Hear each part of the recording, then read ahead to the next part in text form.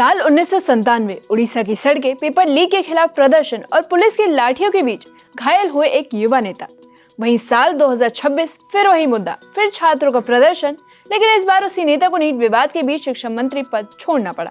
यहाँ बात हो रही धर्मेंद्र प्रधान की, जो इतिहास में शिक्षा को लेकर क्रांति के चेहरे के तौर पर जाने जाते रहे, लेकिन अब उन्होंने इस्तीफा देने का फैसला कर लिया है। अब सवाल यह है कि आखिर क्या है इन 29 सालों की पूरी कहानी। चलिए समझते हैं। आप देख रहे हैं एबीपी लाइव और मैं साइमा परवीन।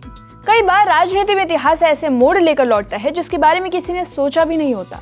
धर्मेंद्र प्रधान की कहानी भी कुछ ऐसी ही है।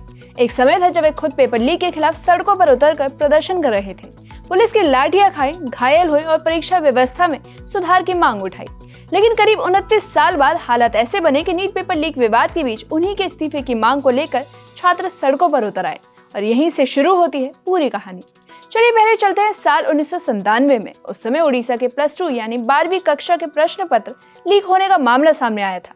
उस दौरान अखिल भारतीय विद्यार्थी परिषद यानी एबीवीपी ने राज्य सचिवालय और विधानसभा के सामने बड़ा प्रदर्शन किया।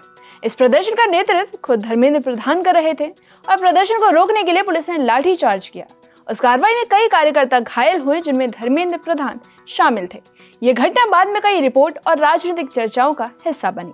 उस दौर के प्रदर्शन में शामिल रहे कुछ लोगों के अनुसार साल 1988 से साल 1997 के बीच उड़ीसा में प्रश्न पत्र लीक की घटनाएं बार बार सामने आती थी और इसी वजह से उस समय को कुछ लोग पेपर लीक का दशक कहते थे।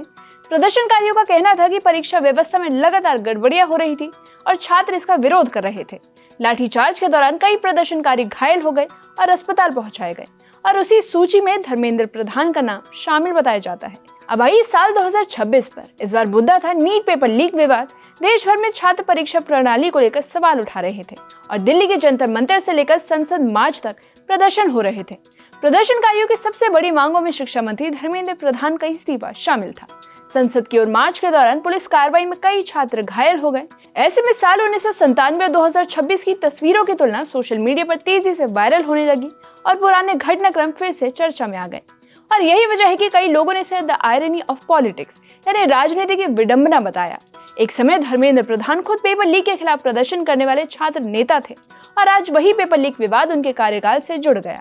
हालांकि दोनों घटनाओं राजनीतिक और प्रशासनिक घटना अलग अलग है, लेकिन सोशल मीडिया और राजनीतिक चर्चाओं में इन दोनों तस्वीरों की तुलना लगातार की जा रही है और इसी कारण साल 1997 की पुरानी खबरें और तस्वीरें फिर से लोगों के बीच चर्चा का विषय बन गई।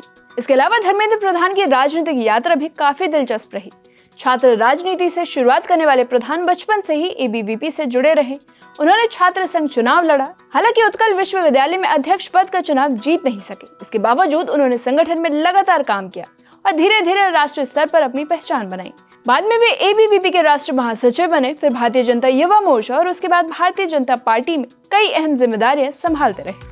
इसके बाद उनका चुनावी सफर आगे बढ़ता गया। साल 2000 में उन्होंने पहली बार विधानसभा चुनाव जीता, फिर लोकसभा पहुंचे, राज्यसभा सांसद बने और केंद्र सरकार में मंत्री की जिम्मेदारी संभाली।